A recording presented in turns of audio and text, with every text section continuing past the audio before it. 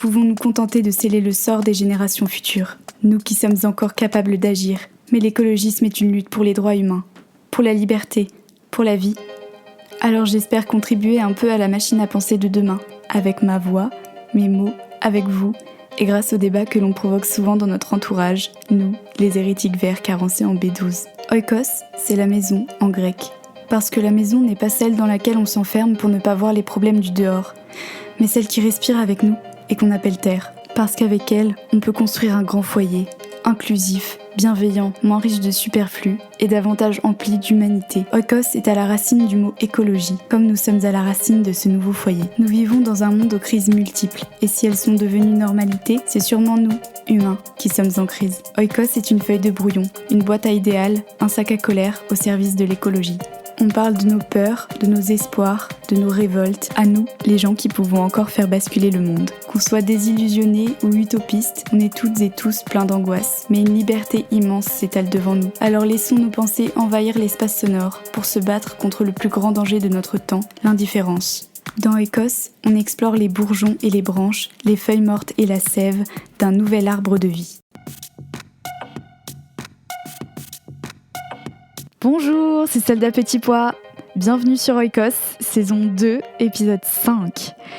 Ça faisait un moment que l'idée de cet épisode me trottait dans la tête. Un épisode sur la presse, les médias, les journalistes, leur importance. Elles et eux, qui bien souvent sont le seul lien palpable entre nous et les problématiques de notre temps. Un épisode dans un contexte de tensions démocratiques dans lesquelles la presse est elle aussi mise à mal, la confiance ébranlée, les libertés restreintes par un étau sécuritaire qui est loin de rassurer. Je suis très heureuse de pouvoir enfin aborder le sujet aujourd'hui et faire la passerelle entre ces deux champs qui nourrissent ma réflexion, écologisme et journalisme. J'ai la grande chance pour cela de recevoir aujourd'hui Amélie Poinceau, qui est journaliste au pôle écologie de Mediapart, ce média indépendant que l'on ne présente plus. Le temps d'une conversation, elle m'a ouvert les portes de son métier et on a discuté de cette grande toile dans laquelle se tissent les fils de notre société. Comment réalise-t-elle ses enquêtes ? Quelles peurs, quels espoirs nourrit-elle pour la presse ? Comment faire le lien entre écologisme et journaliste ? L'écologie est-elle bien traitée dans les médias aujourd'hui en France ?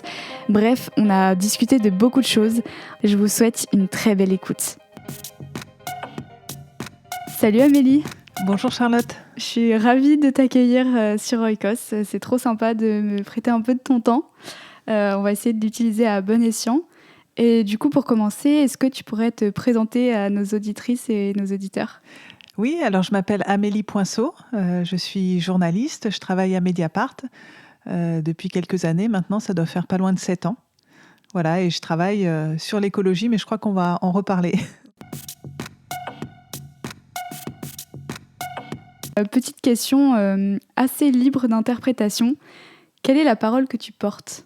Alors, moi, je porte une parole, j'ai envie de dire, de sursaut, de un petit peu réveillez-vous, quoi. C'est dans ce mode-là un petit peu que j'écris, dans le sens où je pense que ce sur quoi j'écris, en vrai, il y a beaucoup de choses qu'on sait déjà. En vrai, il y a beaucoup de choses qu'on sait déjà sur le changement climatique, le réchauffement climatique, sur l'effondrement de la biodiversité. Enfin, pour moi, il n'y a rien de nouveau, en fait. Il y a beaucoup de choses que les scientifiques ont établies déjà depuis un certain temps. Donc après, moi, je vais raconter des choses qui peuvent se passer localement, dans certains endroits, autour de luttes locales, par exemple, ou autour de problématiques où des paysans ont du mal à s'en sortir, etc. Parce que, bon, on en reparlera, mais... Je travaille sur l'écologie, mais plus spécifiquement sur les questions agricoles. Mais en vrai, en fait, il y a beaucoup de bon sens dans ce que je raconte. Et aujourd'hui, en fait, ce que je raconte, c'est aussi les conséquences d'une industrialisation à outrance, d'une urbanisation galopante, d'un mode de consommation. Enfin, on est dans un consumérisme débridé. Et en fait, tout ça a évidemment des conséquences sur notre milieu de vie, sur la planète. Donc voilà, ça me semble assez évident, en fait, à partir du moment où on ouvre les yeux. Et moi, après, en tant que journaliste, je vais m'attacher à des angles précis, à des endroits où je vais raconter quelles sont ces conséquences, quelles sont les problématiques. Ça veut dire quoi pour toi l'écologisme ? Pour moi, il y a beaucoup de choses. Donc je vais essayer un petit peu de rassembler mes idées et de te dire un petit peu quelles sont les idées principales pour moi autour de ça.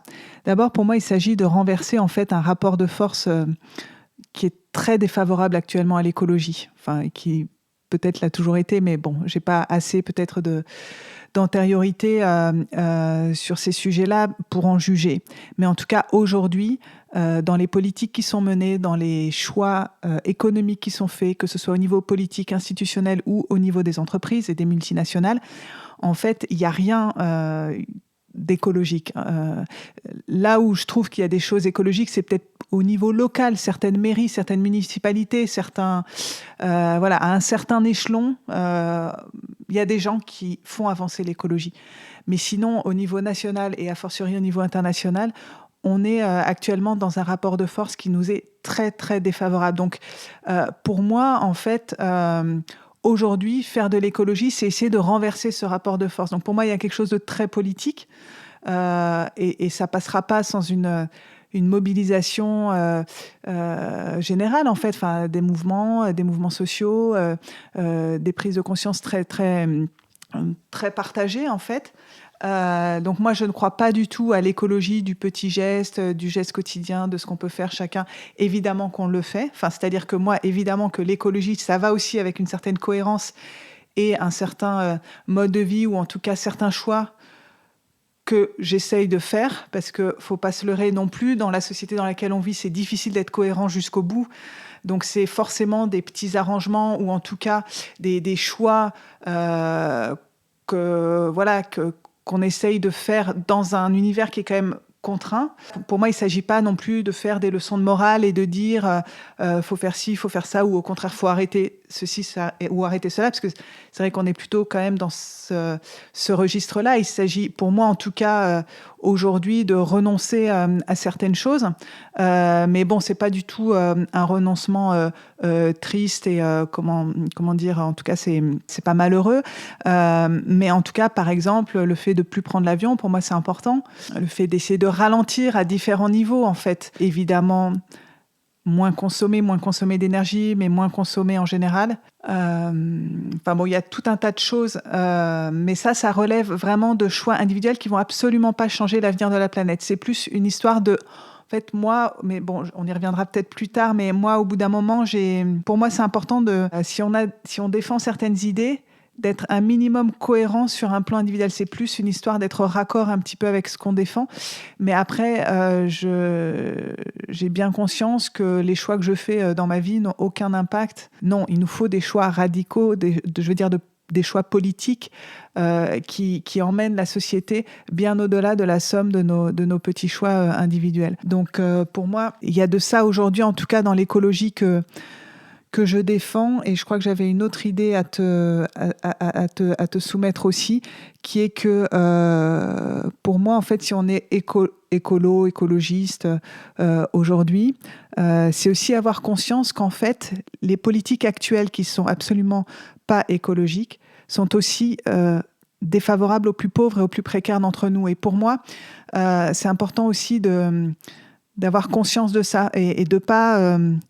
on ne peut pas se dire écolo, à mon sens, sans avoir conscience qu'en fait, ce sont aujourd'hui les plus riches, des pays les plus développés, qui polluent la planète. Quand quelqu'un qui se dit écolo, qui mange bio, etc., et qui ensuite, pour ses vacances, prend l'avion et va une semaine en Grèce, actuellement, j'ai des amis qui font ça. Et en fait, pour moi, il y a une dissonance cognitive. En fait, on ne peut pas à la fois se dire... écolo, se dire qu'on pollue pas parce qu'on mange bio, etc. Et en même temps prendre l'avion pour un oui ou pour un non. Voilà, j'ai du mal en fait. Je commence à avoir beaucoup de mal avec certains amis qui n'ont rien changé dans leur mode de vie.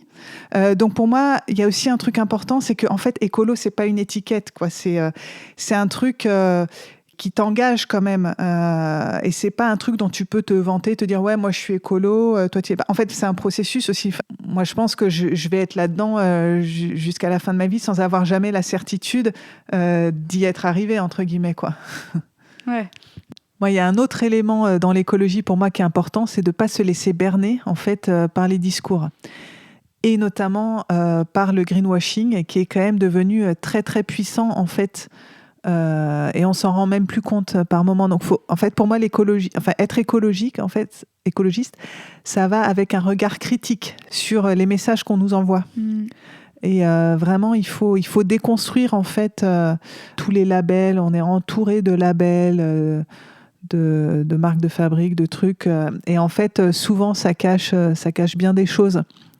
Donc, après, ça peut être prise de tête au quotidien. Mais là, pour moi, l'un des dangers que je vois en fait dans le développement des entreprises et l'économie telle qu'elle va aujourd'hui, c'est qu'on est bombardé de greenwashing, en fait. Et bientôt, on va nous vendre le nucléaire comme une énergie propre, etc., etc. Pour moi, c'est important de conserver un regard très, très critique. Tu commences déjà à évoquer plein d'imbrications dans ton écologisme, la manière dont tu le vis, avec la question sociale, mais aussi les liens entre des ressources individuelles et des leviers plus collectifs et politiques. Et du coup, j'ai envie de te demander un peu, si tu veux bien, de nous raconter, toi, comment ça s'est passé, ton lien et ton cheminement avec toutes ces notions-là. Alors, il y a plusieurs choses. Bon, je dirais que pour revenir au plus lointain, je suis quelqu'un qui, certes, a grandi en ville, mais qui a passé pratiquement toutes ses vacances d'enfant dans une ferme. Donc j'ai ce rapport aux vivants, aux animaux, et puis au paysage. Et puis par ailleurs, j'ai aussi très tôt pratiqué la montagne, et j'ai toujours en fait pratiqué la montagne, et presque encore plus maintenant quand je peux m'échapper de la région parisienne où je vis quand même. J'ai un rapport à la nature qui passe beaucoup par la montagne, en fait, par la marche, le silence, l'observation, la beauté, en fait, la beauté des paysages, la contemplation, la lenteur aussi. Ça, on y reviendra peut-être, mais pour moi, dans mes réflexions aujourd'hui, il y a beaucoup de choses qui tournent autour de la rapidité dans laquelle on a été amené dans cette société, et je veux dire, les rythmes très, très, très, très intenses qui nous obligent justement à consommer en permanence, à être tout le temps connecté, à être branché sur les technologies, etc. Et moi, la recherche de lenteur que je peux avoir par ailleurs, disons, en dehors de mon boulot, parce que malgré tout, dans le journalisme, on doit aussi être un peu rapide par moment. Ouais, c'est clair. Mais pour revenir, donc, j'ai ce rapport-là, en fait, en moi depuis très longtemps. Alors c'est des choses sur lesquelles j'ai pas encore forcément beaucoup réfléchi. En fait, c'est un rapport sensible. En fait, c'est des choses qui sont là. Et je sais que voilà, quand je vais à la montagne, ça m'apaise, ça fait partie de mon équilibre. Et après, bon, sur un autre plan, pourquoi j'en suis venue à écrire sur l'écologie à Mediapart? Là, c'est un cheminement beaucoup plus tardif. Parce que en fait, dans le journalisme, quand j'ai terminé mes études de journalisme, en fait, moi, j'avais cette envie quand même cette attirance pour l'ailleurs et l'étranger. Donc en fait, moi, j'ai d'abord été journaliste sur l'international, en fait, ce qui est paradoxal avec tout ce que je peux dire aujourd'hui, mais voilà, c'est un cheminement. Donc en fait, j'ai vécu à l'étranger, en fait. J'ai été journaliste freelance en Pologne et puis en Grèce. Où j'ai passé au total 8 ans à l'étranger. Et ensuite, j'ai été embauchée à Mediapart, et donc je suis revenue en France. Et à partir de là, j'ai continué à élargir ma zone, entre guillemets, d'écriture sur l'ensemble de l'Europe. En fait, j'étais ce qu'on appelle un peu rapidement dans le métier grande reporter, ou en tout cas, je partais beaucoup en reportage donc dans les pays européens, jusqu'à 2019, courant 2019. Et en fait, j'ai ressenti, en fait, au bout d'un moment, bon, à la fois, il y avait une envie de se renouveler un peu professionnellement, mais aussi un trop-plein de voyages, justement. Et comme pour le boulot, je me déplaçais en avion. Ouais. Il y a eu ce moment où, en fait, d'arriver à l'aéroport et de voir autant de touristes, d'être confronté au tourisme de masse auquel, à une époque, oui, j'ai aussi participé, comme beaucoup de gens, etc., mais de le voir aussi régulièrement, parce que, voilà, à cause du boulot, je devais quand même assez régulièrement prendre l'avion. J'ai eu une sorte de dégoût, en fait. à la fois pour ce que l'avion consomme, mais aussi de voir les masses de gens qui prenaient l'avion. Et donc, j'ai plus eu envie de voir ça, en fait. Il y a eu ce truc-là de je veux arrêter de voyager en avion et je veux arrêter d'être, de devoir en 1 ou 2 heures de temps basculer d'un pays à un autre. Enfin, il y avait un truc au niveau du rythme, ça ne m'allait plus.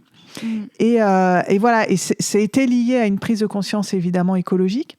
Et il se trouve que c'était au moment où Greta Thunberg aussi se faisait beaucoup entendre et où elle mettait une cohérence totale entre son discours et elle-même ce qu'elle faisait. Et ça m'a vachement marqué en fait. Ça m'a, je me suis pris un peu une claque en l'écoutant. J'ai trouvé qu'elle était très forte en fait de mettre de mettre tous ces adultes devant leurs incohérences. Donc j'ai cheminé comme ça. Et puis après, par rapport à ce que je t'ai dit de mon rapport à la montagne ou du fait d'avoir beaucoup été dans une ferme quand j'étais enfant, dans ma famille, il y a aussi des gens qui sont proches du milieu agricole. Donc de fil en aiguille, enfin c'est aussi des choses qui ont toujours été autour de moi, mais où j'avais jamais pensé que professionnellement j'allais en faire quelque chose.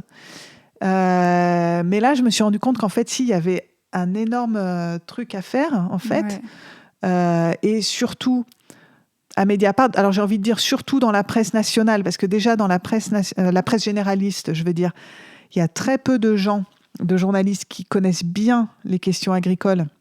Parce que ça demande aussi une certaine technicité, c'est pas des sujets faciles et puis on est très parisien mine de rien dans la presse généraliste, donc c'est beaucoup des urbains, donc c'est difficile aussi d'avoir une bonne appréhension du milieu rural et de ce qui s'y joue lorsqu'on habite en région parisienne quand même. Il y a aussi un fait. De fait, c'est pas évident. Mais donc, je me suis dit que il y avait vraiment un créneau à développer. Et puis, à Mediapart, de fait, personne ne s'intéressait à ces questions-là. Alors, on avait déjà des journalistes qui travaillaient sur l'écologie, mais sur le monde agricole et tout ce qu'implique la question de la transition agricole, etc., il y avait personne. Donc j'ai proposé en fait en interne de faire évoluer du coup mon poste et de m'attaquer à des sujets tout à fait nouveaux. Du coup, justement, je te propose qu'on rentre dans le vif du sujet. Et d'abord, en préparant notre entretien, je me disais que pour moi, ça me paraît un peu évident qu'il y a un lien énorme entre l'écologie et le journalisme. Et peut-être que les personnes qui nous écoutent se disent « mais pourquoi elle va chercher la parole d'une journaliste ?» C'est vrai qu'on considère souvent les journalistes comme des passeurs d'informations qui n'ont pas un impact grand sur ce qu'ils transmettent, en fait, parce que l'information est déjà là, quelque part, elle tombe du ciel comme ça. Mais en même temps, on sait à quel point c'est important de vulgariser la complexité de crises comme la crise écologique. On sait qu'il y a plein de points de vue différents maintenant. On commence à voir pour aborder cette crise qui sont parfois contradictoires. Et souvent, les journalistes, ils sont les vecteurs de ces différents points de vue pour lire ce qui nous arrive. Et puis, on peut aussi considérer que quelque part, vous créez l'information quand vous lui accordez une importance ou pas. Bref, tout ça pour te demander un peu, pour toi, quel lien tu pourrais faire entre l'écologisme et ton métier et ce que tu portes en tant que journaliste. Oui, alors moi, de toute façon, je me considère comme une passeuse. C'est effectivement quelque chose d'assez important dans le sens où je suis pas une scientifique, parce que c'est une question aussi qui m'a été posée récemment sur le fait que, par exemple, j'ai pas une formation scientifique. À part un bac S, j'ai plutôt une formation en sciences humaines, sociaux, histoire, mais pas de biologie ou disons, pas un très, très haut niveau, quoi. Donc, effectivement, moi, je pense que le journaliste est là pour faire passer des idées, des discours, et puis évidemment pour informer sur des choses qui ne sont pas forcément connues du grand public. Mais donc il y a plusieurs trucs à développer, mais en tout cas sur l'aspect de passeur, par exemple, moi là ce qui m'importe aujourd'hui en matière d'écologie, c'est de montrer que le monde dans lequel on vit n'est pas une fatalité. Et c'est qu'en fait, il y a d'autres façons de produire, il y a d'autres façons de consommer, et on peut être heureux avec ça, et on peut aussi avoir une société plus juste, plus égalitaire, si on répartit les ressources de manière un peu plus vertueuse, etc. Et on peut faire d'autres choix que ceux qui sont faits actuellement par nos gouvernants. Donc du coup, dans mes articles, je vais essayer de faire passer des idées ou des travaux scientifiques qui montrent que, pour reprendre un vieux slogan, mais qui est quand même assez juste, un autre monde est possible.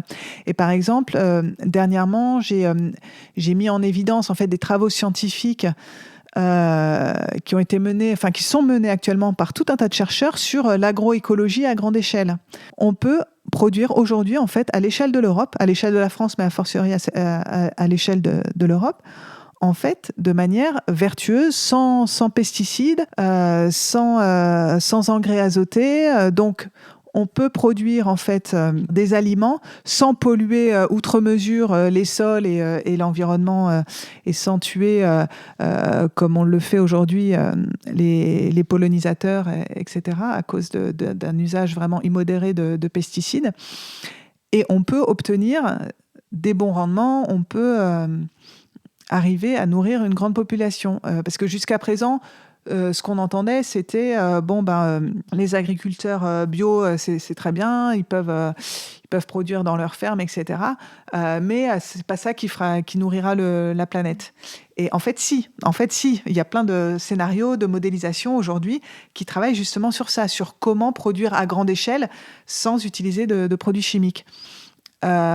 Donc moi, en tant que journaliste, ça me semble important de sortir ces travaux scientifiques de leur laboratoire, parce que souvent les scientifiques, quand même, ils parlent une langue qui n'est pas forcément compréhensible du commun des mortels. Et puis, ils se parlent beaucoup entre eux. C'est la communauté scientifique qui parle à la communauté scientifique.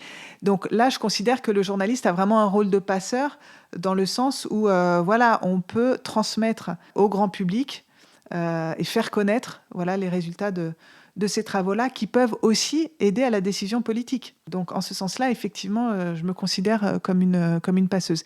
Après, il y a dans notre boulot aussi, évidemment, et surtout, j'ai envie de dire, à Mediapart, l'idée que y a des infos qui nous sont cachées, des infos qu'il faut aller chercher, et pour justement dénoncer en fait ce qui ne va pas, les injustices, les conflits d'intérêts, la corruption.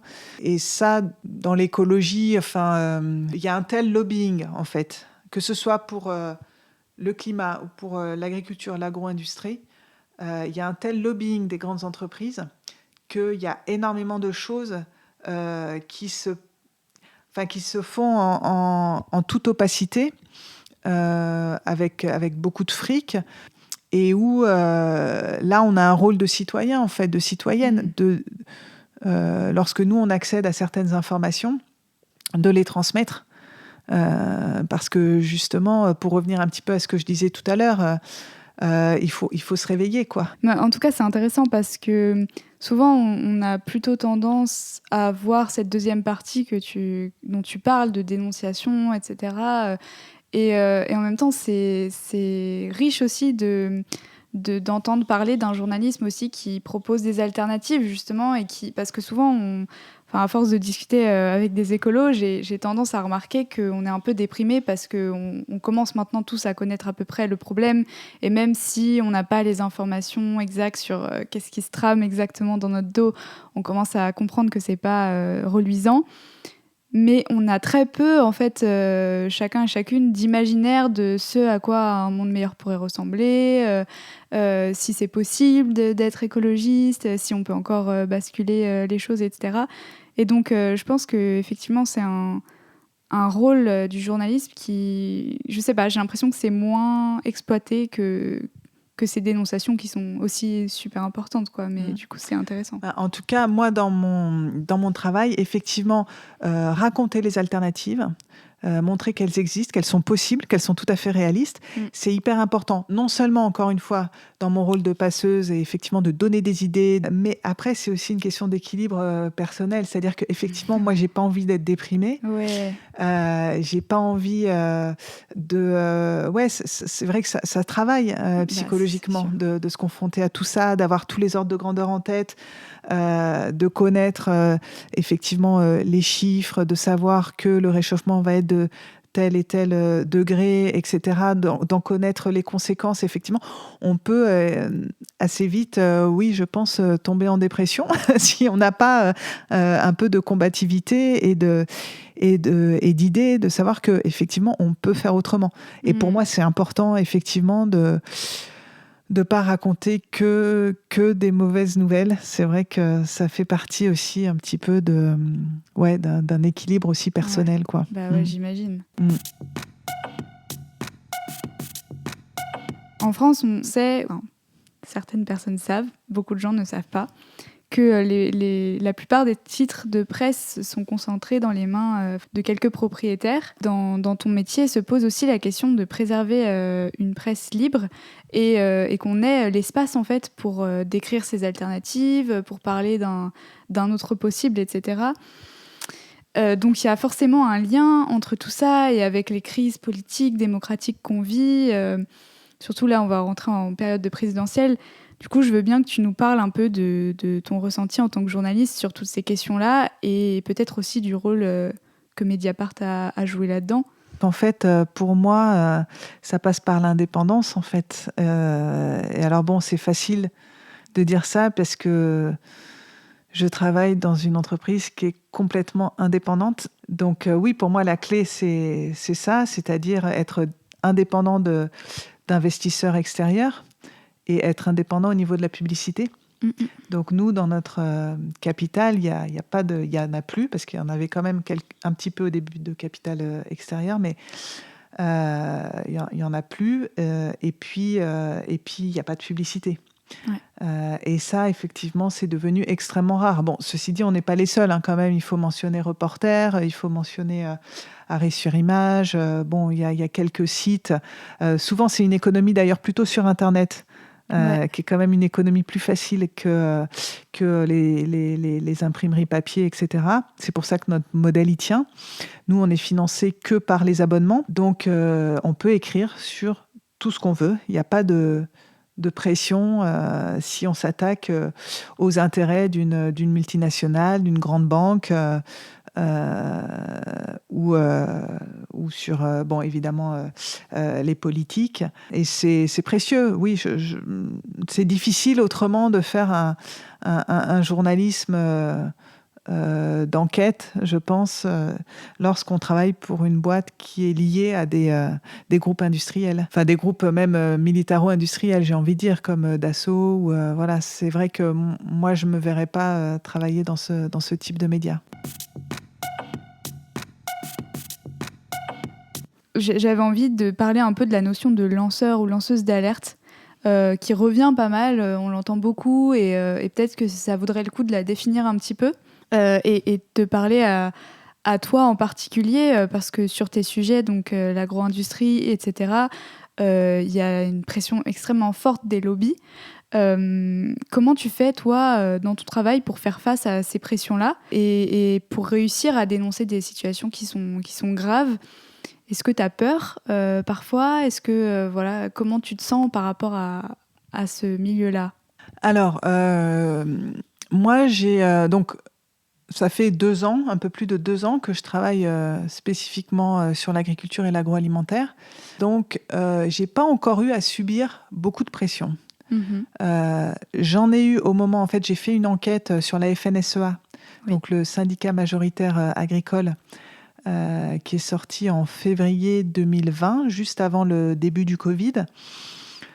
Donc là, j'ai senti que ça pouvait être potentiellement, je pouvais avoir à subir des pressions. En réalité, ce qui s'est passé, c'est que la FNSEA a réagi très vivement à mes enquêtes. En gros, pour résumer, il y avait une enquête qui dénonçait en fait les niveaux de salaire des cadres dirigeants de la FNSEA, qui sont quand même, en tout cas pour ce qui est du directeur général, supérieurs au salaire du ministre de l'Agriculture lui-même. Et puis, pour une profession qui, on le sait, la profession agricole, même s'il y a des salaires très variables, enfin des revenus très variables, c'est quand même globalement un secteur qui vit assez mal aujourd'hui, économiquement. Et puis, il y avait une autre enquête qui dénonçait en fait un circuit de financement qui était pas très propre. Bref, je m'attendais effectivement à des pressions importantes de la part de la FNSEA. En réalité, ils ont sorti des communiqués,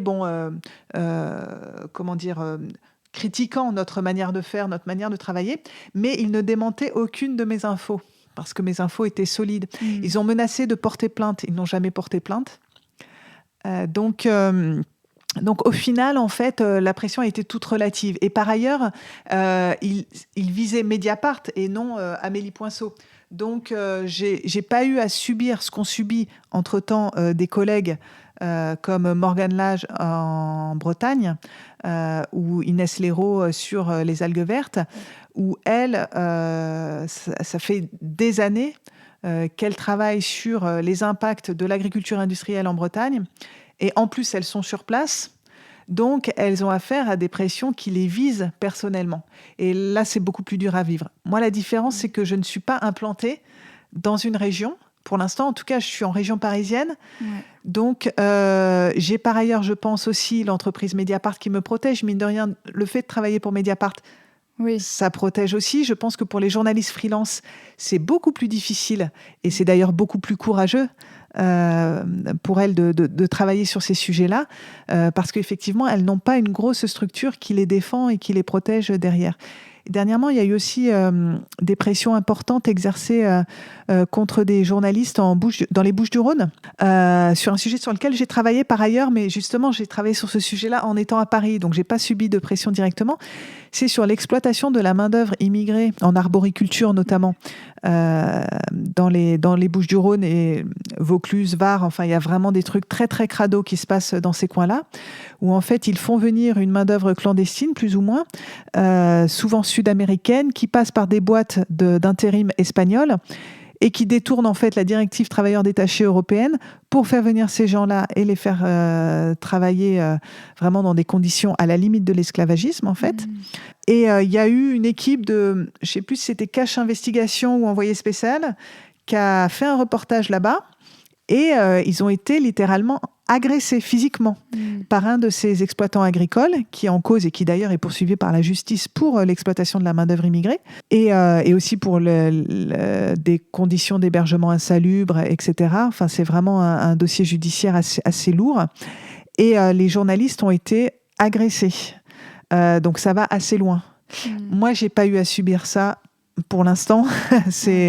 C'est une chance, mais j'ai bien conscience que dans ce que j'écris, ça plaît pas à tout le monde, loin de là. Mais oui, sur la FNSEA, là dernièrement, il y a aussi un gros sujet sur lequel j'ai travaillé, et là ça bouscule plutôt les ministères, à vrai dire, et le gouvernement, c'est la privatisation de Grignon, qui est en fait un campus d'agronomie, qui est le campus historique en fait de l'enseignement de l'agronomie en France.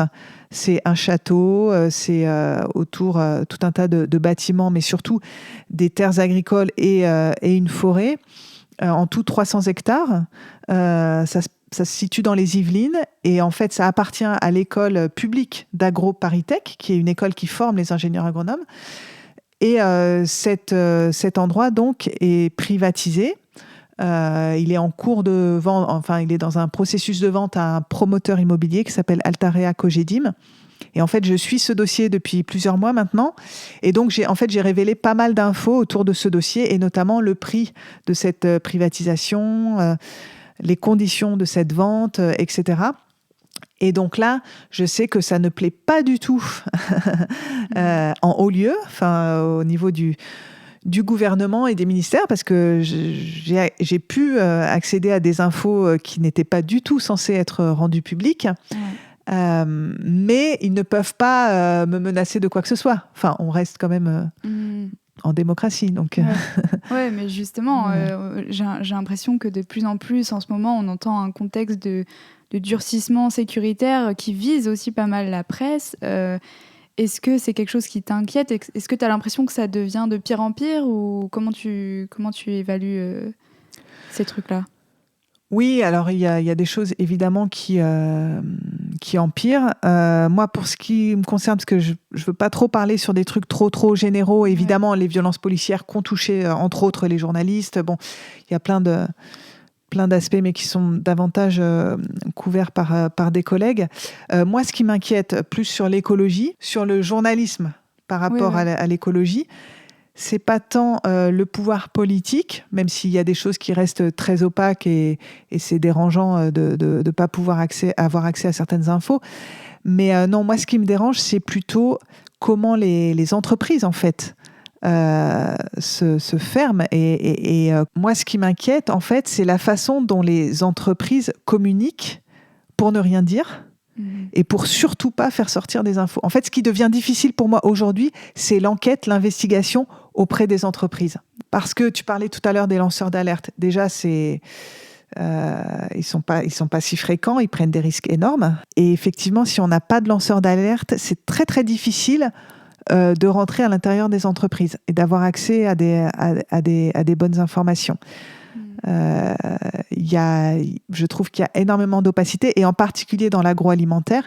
Moi, les quelques fois où j'ai écrit sur des sujets liés à l'agroalimentaire, lorsque je demande ne serait-ce que d'avoir accès à quelqu'un qui est responsable de la communication, parce qu'en général, c'est ce genre de personnes qu'on nous présente aux journalistes, il y a certaines très grosses boîtes qui se donnent même pas la peine, en fait, de me mettre en contact avec une directrice ou un directeur de communication. Ils ne prennent même pas la peine de répondre à un mail. Et donc, je trouve que c'est grave. Et en particulier en agriculture, ceux qui sont complètement opaques, c'est les semenciers. Impossible. Enfin, moi, pour l'instant, pour l'expérience que j'en ai eue. Et puis, lorsqu'on a accès à une chargée ou un chargé de communication, évidemment, c'est des réponses toutes faites. J'ai eu l'occasion, notamment sur les fast-food, Burger King et McDo, pour ne pas les citer, où j'avais des questions à leur poser à l'occasion d'un reportage où en fait, en Aveyron, qui est quand même un département où historiquement il y a eu une lutte importante contre le McDo, et où actuellement, en fait, McDo et Burger King tentent d'étendre leur emprise. Et donc voilà, j'avais tout simplement des questions à poser à ces boîtes-là. Quelles étaient leurs stratégies ? Pourquoi ils reviennent en Aveyron, où quand même, a priori, la population n'est pas très réceptive à ce mode d'alimentation. Et en fait, c'était... Là, pour le coup, les chargés de com m'ont répondu, mais en fait, ils répondent pas vraiment aux questions. Ils ont leurs éléments de langage. Ils t'envoient 2-3 paragraphes, voilà. Ouais, donc c'est assez frustrant. C'est assez frustrant et c'est le genre de boîte bien cadenassée. Et c'est là où je trouve que pour nous, je pense que ça va se compliquer. De travailler sur les boîtes, en fait, sur les boîtes, c'est compliqué. Ouais. Justement, t'en as déjà évoqué, je ne sais pas si t'en as d'autres en tête, mais j'aimerais bien que tu nous racontes, pour les gens qui sont vraiment éloignés de la réalité de ton terrain de travail, comment se déroule une enquête comme ça, comment tu vas chercher tes renseignements, tes sources. Est-ce que tu pars de quelque chose, d'une information qui t'a été donnée, ou est-ce que c'est toi-même qui as l'idée du sujet, jusqu'où tu relances les gens, tu les appelles, enfin voilà, si tu peux peut-être prendre l'exemple d'un papier qui t'a marqué, nous expliquer un peu. Ouais, parce que c'est très variable, évidemment. Ouais, je me doute. C'est arrivé que on m'alerte et on me donne des infos comme ça sur un sujet sur lequel je n'avais encore jamais travaillé, mais quelqu'un a repéré que... Ou alors, soit, il y a des gens qui peuvent contacter directement Mediapart. On a une adresse accessible à tout le monde. Donc, n'importe qui, en fait, peut nous écrire. Et puis après, en interne, il y a des personnes dont le boulot consiste à faire le tri, à redispatcher les sujets lorsque il y a effectivement des alertes qui sont intéressantes. Et à ce moment-là, ils vont les adresser aux journalistes qui sont directement concernés par ces sujets. Donc, c'est arrivé que de cette façon-là, je sois alertée sur des très bons sujets. Ceci dit, ça n'arrive pas non plus toutes les semaines. Donc, après, il faut évidemment gratter par nous-mêmes et chercher par nous-mêmes. Et en l'occurrence, le sujet sur Grignon, Pour le coup, c'est vraiment un sujet d'initiative où en fait, j'ai réalisé que ce campus allait être privatisé. Donc c'est déjà il y a plus d'1 an où j'ai appris ça, en lisant, parce qu'après, je lis énormément. Hein. On est dans notre boulot, il y a vraiment toute une partie tout à fait invisible qui est la veille, en fait, hein, tout un travail de veille, donc de lecture des journaux sur Internet, voilà. Bref, je vois que le campus de Grignon doit être privatisé. Oui, où il était même déjà en cours, le processus de privatisation était déjà entamé. Ceci dit, c'était un truc, je pense, qui était connu de longue date, mais moi, je le découvre et du coup, je m'intéresse tout de suite au sujet parce que je me dis, c'est quand même scandaleux, ce truc. En tout cas, c'est pour le moins étonnant. Donc, je vais suivre ça. Et en fait, là, pour le coup, j'ai mené une enquête en partant de rien. J'ai trouvé des anciens élèves de l'école. Ensuite, je ne sais pas comment j'ai fait. Enfin, après, les élus locaux, le directeur de l'école... voilà, j'assemble tout. Après, je comprends qu'à ce moment-là, on était encore avant que ce soit décidé, que ce soit attribué aux promoteurs immobiliers. Il y avait plusieurs candidats, mais c'était opaque. On ne savait pas quels étaient les candidats au rachat. Et donc là, j'ai réussi à trouver, en recoupant des infos, en fait, en parlant avec... En fait, dans ces cas-là, en fait, j'essaie de parler avec un maximum de gens autour du dossier. Et puis il y a, à un moment donné, dans la conversation, il y a quelqu'un qui lâche une bonne info. Ouais. Et dans ces cas-là, faut l'attraper au vol et puis ensuite essayer de la recouper. Et puis c'est comme ça que déjà en décembre de l'année dernière, j'avais révélé que le promoteur immobilier Altarea Cogedim était dans la course. Mais à ce moment-là, aucun média ne l'avait sorti. Donc comme j'ai sorti ça, après, en fait, il y a des gens qui m'ont repéré. En fait, j'avais fait le premier article un peu fouillé sur cette privatisation. Et du coup, après, il y a des sources qui sont revenues vers moi. Voilà, en fait, dans notre boulot, il y a vraiment un truc de longue haleine, en fait, sur les sujets. C'est vraiment... faut travailler longtemps les sujets pour se faire un peu repérer pour qu'ensuite les infos reviennent, quoi. Ouais. Et du coup, pour avoir un ordre d'idée, ça te prend, par exemple, ce dossier-là, ça t'a occupé combien de temps ? Je ne sais pas si tu sais dire à peu près... C'est difficile à dire. Le premier papier, il m'a demandé beaucoup de temps parce qu'en fait, j'ai essayé aussi de comprendre tout le schéma de financement. Parce qu'en fait, l'histoire de la vente de Grignon est liée à l'installation d'AgroParisTech à Saclay. Ouais. Donc, il y a le gros dossier de l'installation des grandes écoles sur le plateau de Saclay. Et donc, voilà, tout le montage financier qui permet de financer ce gros déménagement. Donc là, j'ai dû du coup tirer pas mal de fils. Donc là, je dirais que c'est un boulot qui s'est étendu sur 3 semaines. Mais après, quand je reprends le dossier quelques mois plus tard, tout le déblayage que j'ai déjà fait, j'ai pas besoin de le refaire. Donc après, ça va beaucoup plus vite. Ouais. Là, dernièrement, j'ai fait une enquête sur les lobbies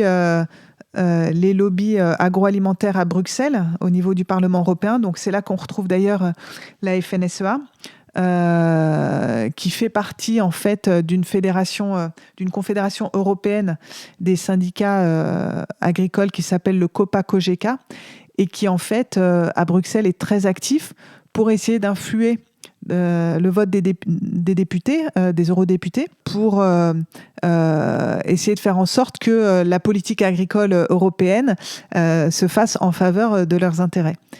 Donc le COPA-COGECA est très actif à Bruxelles. Et là, dernièrement, il y avait un vote stratégique. C'était le 19 octobre. Et ce vote, en fait, détermine en fait une feuille de route pour rendre l'agriculture européenne un petit peu plus écologique.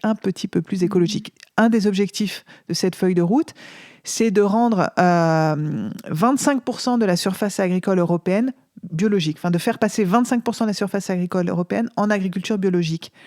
C'est l'un des objectifs. Il y a aussi la baisse de moitié de pesticides. Donc, c'est quand même ambitieux, quelque part. Et le COPA-COGECA a tout fait pour minorer ces objectifs, pour faire en sorte que le mot, par exemple, objectif contraignant, n'apparaisse pas dans le texte. Donc, c'est des petits détails, hein, c'est vraiment du travail parlementaire de fourmi. Ouais. Sauf que, voilà, comme j'ai eu accès, en fait, à des documents et notamment aux consignes de vote du COPA-COGECA qu'il adresse aux eurodéputés, du coup, je vois qu'est-ce qui se passe dans les coulisses et comment, en fait, un certain nombre d'organisations essayent d'influencer le vote des députés Et voilà, j'ai décortiqué tout ça. Et ça, c'est une enquête, pareil, qui prend, je dirais, 2-3 semaines. Mais là, c'est aussi parce que j'ai eu accès à des documents. Et là, parce que, bon, ben voilà, on a, dans notre travail de journaliste, notre boulot consiste aussi en partie à avoir un réseau de sources. Et donc, ce qui est important, c'est notre carnet d'adresses. Oui. Et du coup, voilà, quand on a des bonnes adresses, des bons contacts, ben, parfois, on a accès effectivement à des documents. Après, il faut savoir, par contre, les analyser. Oui. C'est pas tout de récupérer des documents, on publie pas des documents tels quels. D'ailleurs, la plupart des documents auxquels on a accès, c'est quand même des documents confidentiels. Ouais. Donc, on ne va pas non plus au-delà de la loi. Hein. Il y a des documents qui n'ont pas à être publiés, on les publie pas. En revanche, on a pu consulter des documents. Tu parlais aussi de tout le travail de veille que tu fais. Est-ce que, de ton point de vue, tu trouves qu'en ce moment, l'écologie est bien traitée dans les médias ? Est-ce que, parce qu'il y a eu une période où on en parlait beaucoup moins. Maintenant, ça fait quelques années que c'est quand même un sujet bien médiatisé. Enfin, bien médiatisé, beaucoup médiatisé. Maintenant, est-ce qu'il est bien médiatisé ? Je ne sais pas. Quel est ton avis là-dessus ? Ça monte quand même. Enfin, moi, je trouve qu'on a quand même beaucoup de sujets liés à l'écologie sur tout un tas de médias qui sont des médias généralistes et qui, a priori, effectivement, n'avaient pas un prisme forcément très écolo. Là, quand même, depuis... moi, j'ai eu l'impression qu'avec la Convention climat, c'est pas mal monté. Après, voilà, j'ai pas non plus le recul de quelqu'un qui travaille sur l'écologie depuis 15 ans parce que, comme je te l'ai dit, avant, j'avais les yeux beaucoup plus tournés vers l'actualité européenne et l'actualité internationale. Donc, il y a des choses dont je peux pas vraiment me rendre compte. Mais en tout cas, là, j'ai l'impression que depuis la Convention climat et puis là, à l'approche de la COP, ça donne quand même beaucoup de lumière sur ces sujets-là. Tu vois, j'ai l'impression que souvent, maintenant on parle de plus en plus d'écologie, c'est vrai. Ça veut aussi dire que dans chaque média, tu as une rubrique écologie. Et moi, ce que je pense de plus en plus, c'est que dans les discours des écolos les plus radicaux, l'écologie, c'est davantage une matrice, quelque chose qui englobe tout le reste, en fait, une manière de voir tous les autres sujets, et pas quelque chose qui doit être traité à part. Et du coup, je voulais savoir aussi si tu avais un avis sur cette question-là, quoi. Est-ce qu'on n'a pas l'impression que, oui, on en parle plus, mais en même temps, ça reste quand même un sujet parmi d'autres, alors qu'on est beaucoup à penser que ça devrait être un œil, quoi, pour voir tous les autres sujets. Je sais pas si tu vois ce que je veux dire. Oui, bien sûr. Ben oui, moi je suis d'accord avec ça, effectivement, parce que moi, de fait, aujourd'hui, je regarde tout à travers les lunettes de l'écologie, donc oui.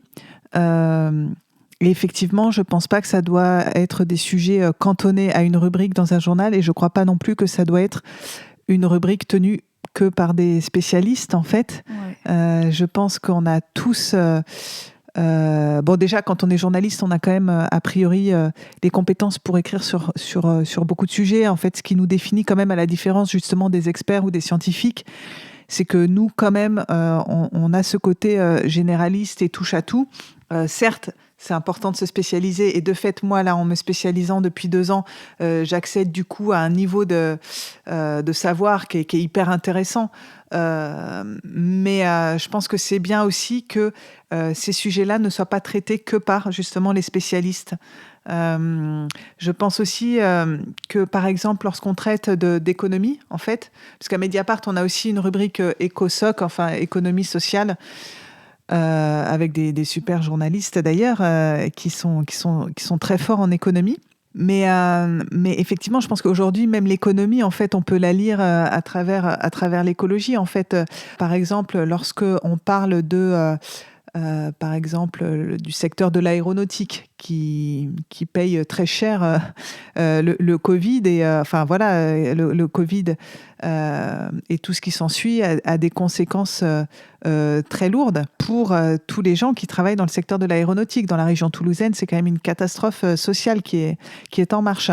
Est-ce qu'il faut le regarder seulement sous cet angle-là de la catastrophe sociale ? ou est-ce qu'on peut pas se dire que c'est une opportunité pour des reconversions, pour une transition massive en fait vers d'autres moyens de transport. Et moi, je pense qu'il faut vraiment renverser le paradigme en fait, d'autant qu'en plus, pour moi, la transition écologique, et là, je parle pas seulement de l'agriculture, mais en termes d'énergie, de rénovation thermique des bâtiments, de tout un tas de trucs qu'il faut faire aujourd'hui pour arrêter l'économie carbonée, en fait, c'est une économie qui est pourvoyeuse d'emplois. Si on organise une rénovation thermique des bâtiments à grande échelle, ce qu'il faut faire, en fait, pour arrêter les déperditions d'énergie, pour arrêter le gaspillage, en fait, il faut juste rénover ce qu'on a. On n'a pas besoin de construire, faut juste rénover dans le bon sens. Et ça, on a le savoir-faire, on a les techniques, mais il faut de la main-d'œuvre. Et donc, en fait, c'est pour ça que, pour revenir un peu à ce que je disais un peu plus tôt, en fait, c'est des choix politiques qu'il faut faire aujourd'hui, des choix courageux, et c'est ça qui nous manque aujourd'hui. En fait, on est aussi face à une certaine lâcheté politique d'engager ces réformes-là. Et en vrai, en fait, l'écologie, la transition écologique, c'est créateur d'emplois de façon massive. Donc c'est pour ça aussi que je pense que il faut, lorsqu'on traite aujourd'hui d'économie, de social, tout un tas de choix politiques qu'on peut faire aujourd'hui, effectivement pour moi l'écologie c'est une grille de lecture première en fait. De fait à Mediapart de plus en plus l'écologie infuse. Enfin je vois mes collègues en dehors de notre petit pôle écologie, parce qu'on n'est que 3 en fait au pôle écologie de Mediapart, c'est une toute petite équipe, Jade Lingard, Michael Correa et moi. Mais on voit bien qu'il y a tout un tas de collègues autour de nous qui s'imprègnent aussi de cette vision des choses et qui quand même essayent d'instiller ça aussi un petit peu dans leurs articles. Et là, en fait, on est en train de sortir une newsletter en fait toute nouvelle à Mediapart, une newsletter sur l'écologie. En fait, ça s'appellera La Lettre Écologie de Mediapart, et où justement on va essayer de mettre encore plus en valeur cette façon de traiter l'écologie un peu partout dans le journal, parce que ça apparaît aussi maintenant parfois dans les émissions vidéo de Mediapart, mais aussi dans le club de Mediapart, donc qui est l'espace des abonnés, où là on voit que les abonnés, eux aussi, il y a une prise de conscience énorme en fait. Il y a beaucoup de billets de blog, de choses qui remontent en fait de notre communauté d'abonnés. Donc ça paraîtra, je fais un petit coup de pub au passage, mais un mercredi sur 2, voilà, une lettre à laquelle tout un chacun peut s'abonner. Ouais, à la limite, je pourrais presque mettre le lien dans la description de l'épisode. C'est fait pour Volontiers. ça aussi. Volontiers. Et du coup, ça me fait penser à une question, je ne l'avais pas notée dans la trame, mais tu me dis si tu veux répondre sur ça, qui me fait penser aussi à l'objectivité ou pas des journalistes. C'est sûr que dans l'écologisme, il y a des positionnements à prendre, tu vois, comme tu parles de courage politique, etc. Et je pense que ça revient un peu dans tout ce qu'on fait. Et quand on écrit des articles aussi, il y a une forme de courage à avoir ou pas pour traiter les sujets avec cet angle-là présent ou pas. Comment ça impacte l'éventuelle objectivité ? Est-ce que parfois... est-ce que tu penses que c'est possible d'être objectif dans ces sujets-là ? Je ne crois pas à l'objectivité de manière générale, en fait. Donc, pardon, parce que du coup, je botte en touche, mais je ne crois pas à l'objectivité, puisqu'à partir du moment où on choisit un angle, enfin, en tout cas, en matière de journalisme, à partir du moment où on choisit un sujet et on choisit un angle, donc la manière d'aborder le sujet, donc on fait un choix, et du coup, ce choix d'angle oriente évidemment le propos qu'on va avoir derrière. En général, les gens qui prétendent être objectifs défendent aussi quelque part une certaine vision des choses, peut-être de manière inconsciente.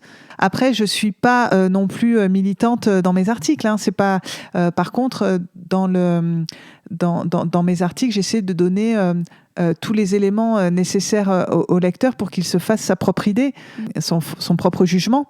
Mais évidemment que je vais avoir un propos dans le sens où je vais choisir d'écrire sur tel truc plutôt que tel autre.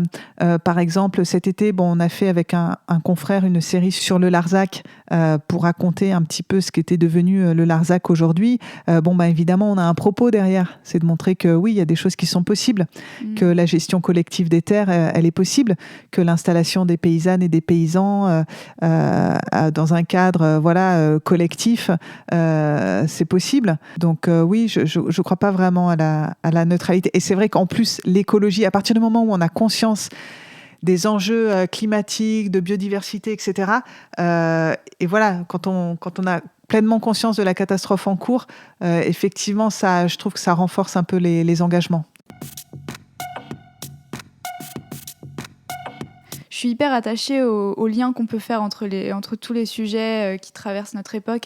Du coup, j'appelle ça l'intersectionnalité. C'est un mot qui fait bondir des gens et que d'autres adorent. Je ne sais pas trop si c'est le bon mot, mais en tout cas, j'aime bien que chaque invité, à chaque fois, dans les épisodes, essaye d'évoquer un autre combat qu'on n'associerait pas directement à l'écologie, mais qui a un lien. Du coup, je te propose en 2-3 mots, juste pour donner envie aux auditeurs et aux auditrices d'aller explorer peut-être un autre sujet. Je ne sais pas si c'est un combat, et je pense que tu as dû entendre ça de la part d'autres femmes engagées en écologie. Mais en tout cas, je me suis toujours positionnée dans un registre d'égalité avec les hommes, par exemple. Alors, j'emploie pas forcément le mot féministe parce que j'ai parfois du mal avec ce mot-là qui est beaucoup galvaudé et où, en fait, on met beaucoup de choses différentes dedans. Mais bref, en tout cas, c'est ça l'idée. Ouais. Disons que je suis révoltée par les rapports de domination, en fait, de manière générale. Ouais. Donc après, ça peut être la domination masculine. Enfin, je pense que toutes les femmes, un jour ou l'autre, sont confrontées à ça, voilà, d'une manière ou d'une autre. Mais ça peut être la domination des riches ou des classes privilégiées vis-à-vis des personnes défavorisées. Ça peut être les personnes blanches qui n'ont aucune conscience, en fait, de ce qu'on appelle le privilège blanc. Voilà, ça peut être la domination des pays riches. Moi, alors comme j'ai vécu en Pologne, j'ai beaucoup ressenti ça aussi, de la domination des pays de l'Ouest européen vis-à-vis des pays qu'on appelait, moi j'aime pas non plus ce mot-là, les pays de l'Est, mais voilà, ce truc un peu de... aussi de se voir comme un peu le centre du monde lorsqu'on est français et qu'on fait partie d'une certaine élite aussi, et où on se rend pas compte en fait à quel point on est dans une position dominante. Moi, effectivement, dans mon parcours en tout cas, j'ai beaucoup déconstruit ces rapports de domination-là. Voilà. Après, je sais pas si j'en fais un combat, ça c'est peut-être les gens de mon entourage qui pourraient le dire, mais effectivement, ça revient beaucoup dans mon analyse des rapports sociaux, voilà, et des rapports entre nationalités aussi, quoi. Ouais, mais je pense qu'en vrai, on en vient un peu toujours à remonter le fil quand on parle d'écologisme ou quand on est engagé dans une lutte quelle qu'elle soit. Et ouais, moi, ça me passionne en tout cas de faire des liens entre tout ça. Pour parler un peu de peur et d'espoir, on a beaucoup parlé des médias. Je te propose aussi peut-être de parler de ce que tu espères ou de ce qui te fait peur pour l'avenir pour les médias. Et après, pour toi, personnellement, pour l'écologisme, parler un peu d'avenir. Qu'est-ce qui te porte, en fait, quand tu penses au futur, et qu'est-ce qui te fait peur, quoi? Ce qui me fait peur, en fait, je suis pas quelqu'un, enfin c'est mon tempérament, quoi. Je suis pas quelqu'un de craintif, enfin j'ai pas trop peur en général. Donc je me refuse à être pessimiste sur l'avenir. D'autant que je trouve en termes de journalisme, malgré le contexte effectivement délétère et la concentration énorme à laquelle on assiste aujourd'hui et les dérives hyper droitière dans un certain nombre de médias, et en plus à l'approche de la présidentielle, c'est gravissime en fait. Ceci dit, certains médias comme CNews n'ont pas une si grande audience que ça. Enfin, je pense qu'il y a des choses quand même malgré tout qu'il faut un petit peu relativiser, même si c'est très dangereux, et je veux pas non plus dire que c'est indolore, quoi. C'est grave, mais il y a aussi des médias comme Mediapart qui progressent. Nous, on a plus de 200 000 abonnés. C'est quelque chose auquel les fondateurs et fondatrices de Mediapart n'avaient jamais cru au départ. Au lancement, en 2008, jamais ils s'étaient imaginé qu'un jour, on aurait plus de 200 000 abonnés. À l'époque, ce qu'ils visaient, c'était 50 000 abonnés. Donc, c'est une aventure extraordinaire et qui a un impact bien au-delà des 200 000 abonnés. Il y a d'autres médias que j'ai évoqués tout à l'heure qui ont aussi leur public et qui ont aussi leur équilibre économique. Il y a énormément de podcasts qui se développent, comme le tien. Il y en a énormément, en fait, et justement qui apportent une liberté de ton, parce qu'ils sont aussi, pour la plupart, je crois, indépendants. Donc tout cela existe malgré tout. Il y a aussi le documentaire, il y a aussi des médias comme Arte quand même qui sont là encore. Donc je veux pas être catastrophique. C'est peut-être mon petit côté bisounours, mais je veux pas être catastrophique. Non, mais ça fait du bien aussi. Après, oui, les craintes, s'il y en a quand même, ce serait par rapport à ce que j'évoquais tout à l'heure sur le problème de l'accès à l'information qui est de plus en plus verrouillé au niveau des grosses boîtes. Ça demande, du coup, pour enquêter, on a besoin de temps. Ça aussi, on peut se le permettre quand on est salarié en CDI. Faut pas oublier que mon propos, il est situé aussi, quoi. Donc, effectivement, lorsqu'on est freelance, et je l'ai été aussi pendant pas mal d'années, on peut pas se permettre. D'ailleurs, j'ai jamais fait d'enquête en fait avant d'arriver à Mediapart. En vrai, lorsque j'étais freelance, je faisais beaucoup plus de l'actualité quotidienne. C'était hyper intéressant aussi, mais c'était pas autant fouillé. Donc, pouvoir gratter, pouvoir vraiment enquêter, c'est possible lorsque on est adossé quand même à une entreprise qui va bien.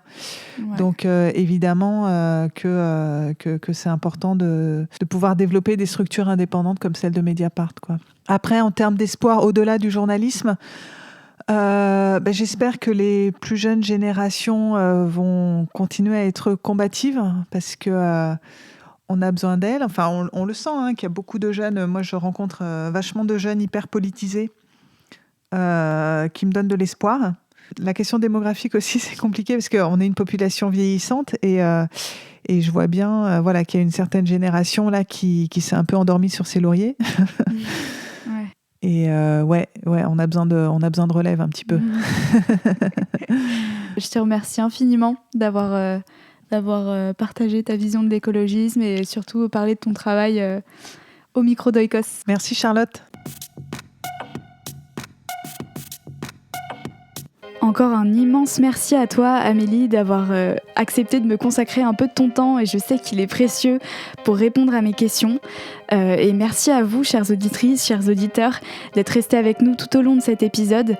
Je vous encourage vivement, si Oikos vous plaît, à en parler autour de vous. C'est vraiment super précieux pour nous, que ce soit dans la vraie vie ou sur les réseaux sociaux. Parlez-en. Vous pouvez nous suivre sur les réseaux sociaux qui sont dans la description de cet épisode. N'oubliez pas de vous abonner sur vos plateformes d'écoute préférées, et sur Apple Podcast, vous pouvez aussi faire un petit geste qui nous fait toujours très plaisir, c'est de laisser une note au podcast et pourquoi pas de laisser un commentaire. Sur ce, je vous souhaite écouter plein de bonnes choses et on se retrouve dans 2 semaines pour un nouvel épisode. À bientôt!